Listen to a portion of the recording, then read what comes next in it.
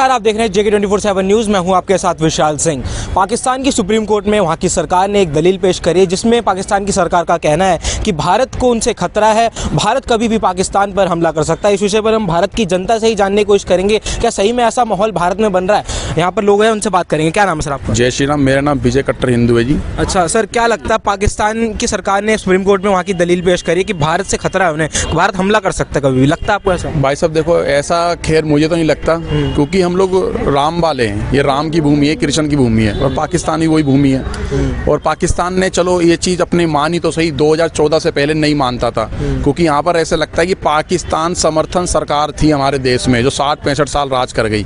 ठीक है, कांग्रेस एक पार्टी नहीं है, कांग्रेस एक गैंग थी जो वो केवल उन्हीं की सोच वाली पार्टी थी। जब तक 2014 से पहले कांग्रेस थी तो फल फूल रहा था पाकिस्तान। 2014 के बाद पाकिस्तान की ऐसी आर्थिक स्थिति खराब हो गई है कि आज वो आटे आटे और दाने दाने के लिए मोहताज है।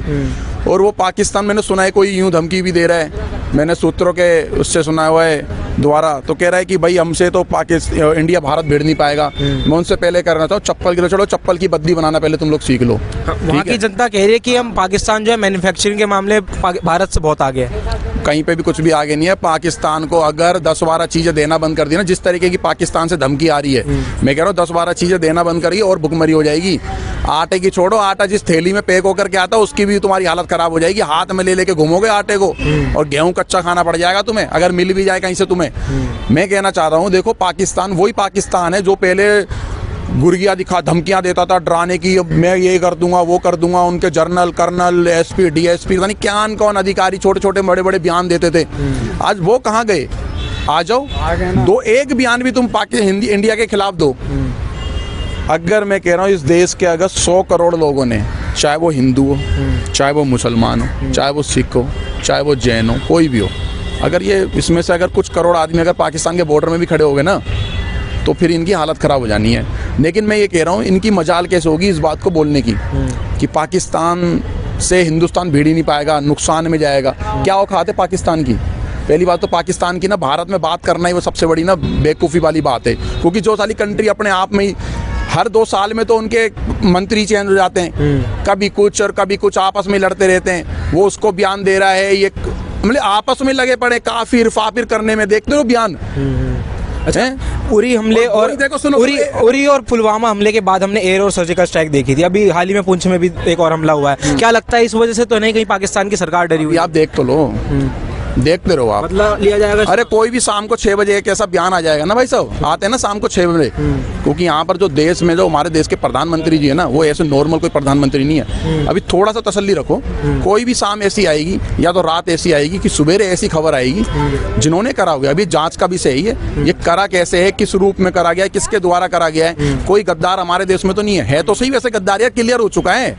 वो 15-15 मिनट धमकी देने वाले गद्दारी तो हैं हमारे देश के, हैं इस देश के 100 करोड़ जनता को धमकियाँ देते रहते हैं। मैं कह रहा हूँ, जब आज वो देख लो, आज वो एक पता नहीं कोई यूपी में कोई वो गद्दार मारा गया है। ठीक है, गद्दारी तो समाज का सबसे बड़ा गद्दार मारा गया, और जिन बच्चों ने मारा, मैं तो भाई उनके समर्थन में हूँ, मैं उनके फुल सपोर्ट में हूँ, उन लड़कों के। जब कानून, देखो जी, मैंने किसी को मारा, अगर बाई चांस मैंने किसी को मारा, कोर्ट में गया, कोर्ट से जेल में गया, पेरोल पे बाहर आया, जिसने मेरी गवाही दी है मैं उसको डरा रहा हूँ। ये हमारे देश के थोड़ा सा लचीला संविधान। फिर दोबारा गए, फिर दोबारा जमानत करवा के, फिर रेप कर दिया, फिर रेड मर्डर कर दिया, फिर किसी की बहन बेटी की इज्जत, डकैती, लूट पाट, यही है। वो देखो उसको सपोर्ट कर रहे हैं। आज हमारे देश के वो बुद्धिजीवी जब कहाँ गए थे, जब हमारी बहन सारिका के ऊपर सोते हुए जला दिया था, तब कौन उसकी मांग करी थी। आज ये उसको कह रही है दर्जा मिलना चाहिए, वो दर्जा मिलना चाहिए, जूता मिलना चाहिए उसको। जूते की औकात भी नहीं है उसकी, शहीद का दर्जा। हाँ, शहीद का दर्जा अभी दे रहे, जूते की औकात है, जूते की माला भी नहीं पहनाया उसे। हमारे जूतों की कीमत उससे ज्यादा की है कीमत है। अरे ये जब इतना बड़ा हमला हो गया पुंछ में, कहाँ गए इस देश के बुद्धिजीवी मुसलमान फतवे वाले? कहाँ गए? कहाँ पिछवाड़े में बढ़ गए भाई तुम लोग? कौन सा एक भी प्रोटेस्ट भारत के अंदर दिखाओ? आज ईद का दिन है, ठीक है, आज ईद के दिन एक भी प्रोटेस्ट दिखाओ भारत के अंदर को, एक भी प्रोटेस्ट हो रहा हो इस देश के सही हैं, इस देश के जवान, वीर जवान। अच्छा, ईद कैसे बन रही है? वो सीमा पे खड़े तभी भारत में ईद बन पा रही है ना। अगर वो सीमा पे ना हो तो ईद बना लेंगे भारत में, और कोई त्योहार बना लेंगे? ले जाएंगे उठा करके, नोच नोच के खा जाएंगे। ये भारत देश है जी। वहीं पाकिस्तान की जनता जो लगातार ये कह रही है कि अगर भारत हमसे भिड़ता भी है तो इसमें भारत का ही लॉस होगा। भारत का कुछ लॉस नहीं होगा भाई साहब। भारत का ऐसे समझ लेंगे चवन्नी अठन्नी का लॉस, कुछ भी लॉस नहीं है। हमारे देश में देखो लाइसेंसी हथियार इतने दे रखे ना हमारी गवर्नमेंट ने, इतने लाइसेंसी आर्म्स दे रखे, लाइसेंसी आर्म्स कह रहा हूँ मैं, पीतल कर देंगे भारत में। पीतल बेच करके शायद महीने 2 महीने कमा के खा लेंगे वो लोग। ऐसे हालत क्या संदेश देना चाहोगे पाकिस्तान के जैसे पाकिस्तानियों, तुम्हारे बुरे हालात हैं, तुम्हारी तराई हो चुकी है, अब तुम ज़्यादा वही दोबारा अपनी कंट्रोवर्सी को खड़ी करोगे तो तुम्हारे बुरे हालात हम तो और कर देंगे। ठीक है जी, और बुरे हालात कर देंगे।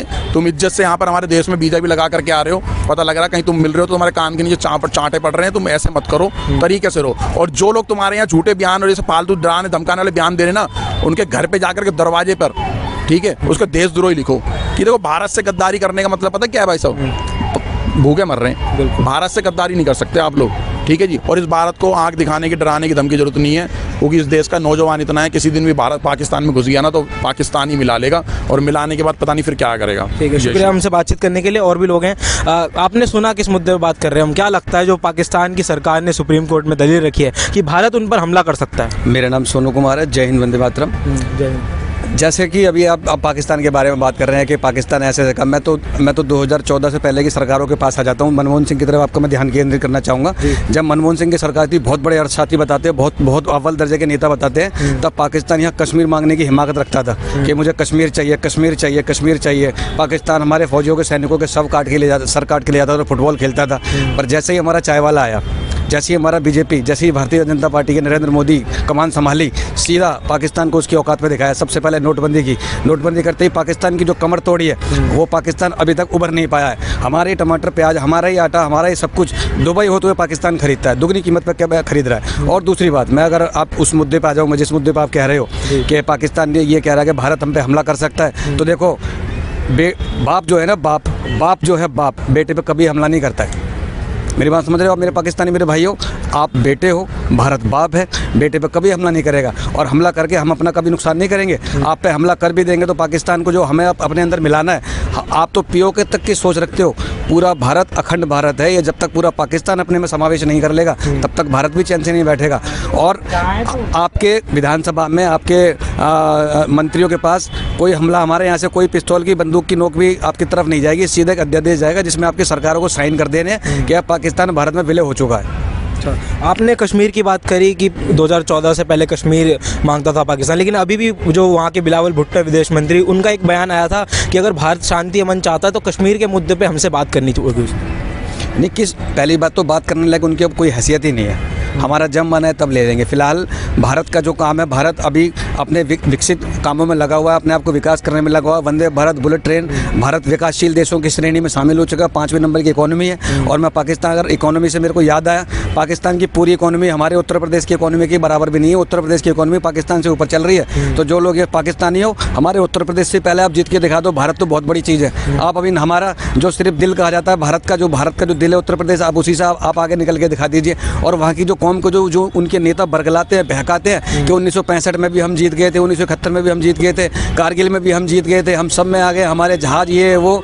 आपको मैं ध्यान दिला दूं, पहले हमारी जो मिसाइलें चेक करने के लिए जब हम अपना कोटा से मिसाइल दागते थे ना चेक करने के लिए, अब भारत की इतनी ताकत है कि वो मिसाइल टेस्ट करने के लिए पाकिस्तान की तरफ उसका मुंह मोड़ देता है। हम तो अपनी मिसाइलें ही तुम्हारे पाकिस्तान पर गिरा के चेक कर रहे हैं, तो तुम हमला तो बहुत दूर की बात है, हमला तो जब मन है तब कर सकते हैं। वहाँ की जनता कह रही है कि हमारी मैन्युफैक्चरिंग में भारत से आगे है, भारत कभी भिड़ नहीं पाएगा हमसे। हाँ, मैन्युफैक्चरिंग में बिल्कुल आगे हो सकता है। बस ये है कि आतंकवादियों में आप नंबर 1, आपने जो दर्जा अपने आतंकवादियों को पालने पोसने और उनको बढ़ावा देने में जो आपने दर्जा हासिल किया है, आपके यहाँ क्या है? आपके यहाँ कुछ भी नहीं है। सेना सेना सेना, और सेना क्या करती है? जितने भी आप सेना के अपने अधिकारी देख लीजिए, सबके मोटे मोटे मकान है, सबके बड़े बड़े मकान है, सब अपनी जेब भर रखी है। और कौम की हालत क्या है? कौम को टट्टी धोने के लिए भी, जो छोटा बच्चा एक ऐड आती रहती है महिला की, टट्टी धोने के लिए पानी भी नहीं है। जितने संदेश देंगे वहाँ की कौम, वहाँ की जनता को? जितने रुपए की मैं चप्पल पहन के इधर उधर फेंक देता हूँ ना, उतने पैसों को तुम आटा भी नहीं खरीद पा रहे हो। तुम्हारी ये हैसियत तो रह गई है। तुम पाकिस्तान की जनता को तो मैं यही संदेश देना चाहूँगा कि सभी भारतीय झंडे के नीचे आ जाए, भारत का झंडा वहाँ पे परचम लहराए,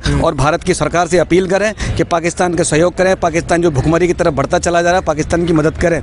जितना आपके ऊपर कर्जा है ना, जितने आप दर भीख मांग रहे हो, कहीं चाइना से भीख मांग रहे हो, कहीं IMF वालों से भीख मांग रहे हो, कहीं अमेरिका वालों से भीख मांग रहे हो, नरेंद्र मोदी से आप एक बार आवाज़ लगा के देखो कि हम पाकिस्तान, हमसे जो पूर्व जो हमारे पूर्वजों से गलती हुई है, माफ़ी चाहते हैं, और पाकिस्तान खुशहाली की तरफ बढ़ना चाहेगा। 10 दिन के अंदर आपका सारा सारा कर्जा निपटा देंगे, सारा कुछ मिटा देंगे। बस उसको जो पाकिस्तान है उसको हिंदुस्तान लिख दीजिए आप। ठीक है, शुक्रिया बातचीत करने के लिए। और भी लोग हैं, आप बताना चाहेंगे, हम एक मुद्दे पे बात कर रहे हैं। पाकिस्तान की सरकार ने वहाँ की सुप्रीम कोर्ट में एक दलील रखी है, उनका कहना है कि भारत कभी भी उन पर हमला कर सकता है। क्या लगता है आपको? भारत हाँ कर सकता है उन पर। क्यों, क्या वजह क्या है हमला करने की?